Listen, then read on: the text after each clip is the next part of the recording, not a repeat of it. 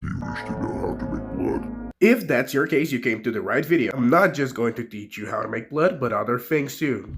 Starting off with blood and gore. Warning, the following images might be grotesque for a sensitive audience. If you consider yourself a person that cannot handle blood or any sort of violence, please leave the video and go watch something more family friendly. And if you are an underage person, please do the same thing and leave the video right now. Enjoy the video. At least in my animations, I like to use red Play-Doh or red Lego transparent pieces to simulate guts and blood. If you think this looks way too cartoonish, you can try to use fake blood to make more realistic gore. You can make that effect by purchasing fake blood from any Halloween store. But I just don't recommend this one because it really does a mess and it's hard to control. So all you want to do is avoid the fall being flat. So try to add some drag to the corpse, making the arms and legs bounce. Add some animation. Although this is not realistic, that's not the point. The main point really is storytelling and movement. And listen, there isn't really a correct way of doing it. You do your own, find what suits you best and your animation. And what I'm currently showing you is what I learned. There are many ways of doing it online, and make sure to test so you find what, again, suits you best. A tip I can give you is to try to stick the minifigure to the scenario it died on. If you don't have any sort of sticky tack, just try to make it fit in the studs so it stays in place and doesn't flicker around after it died. So, if you follow the step-by-step that I showed in the video, the animation should look something like this.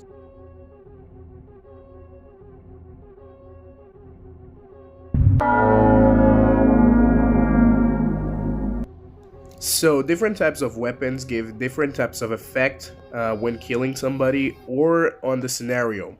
So, for now, I'm just gonna use what I have on hand. In that case, I'm gonna use here a musket to represent firearms. So all you want to do is try to add some sort of camera shake to the scenario. I still didn't master it, so it looked kind of weird.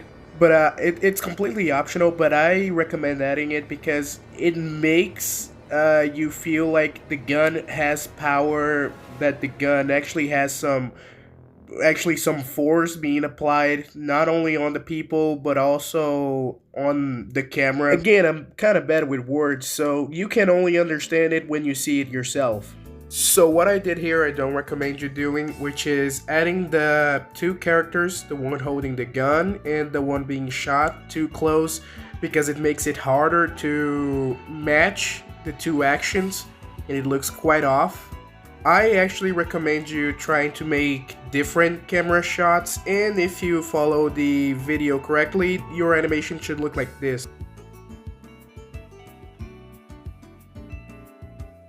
So for melee combat or close quarter, you simply gotta make sure that they are in the perfect distance to engage in combat. I made here a very simple and quick animation for demonstration purposes. Generally, it should be longer, even though realistically it would be way too short. Anyways, all I gotta say really is make sure that it's not flat. Try to add some sort of impact. It can be an impact frame to make sure that the audience feels the heavy motion or that there was some sort of damage.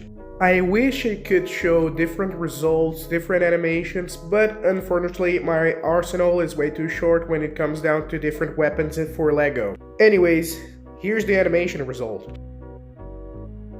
You see, unfortunately in this animation I only used one movement. So I personally recommend you to go look out, make your own research on professional stop motion animators to look for reference. Like, pay attention on how they try to make a upwards attack or a lower attack. So that's mainly my recommendation. I'm not the master stop motion animator here.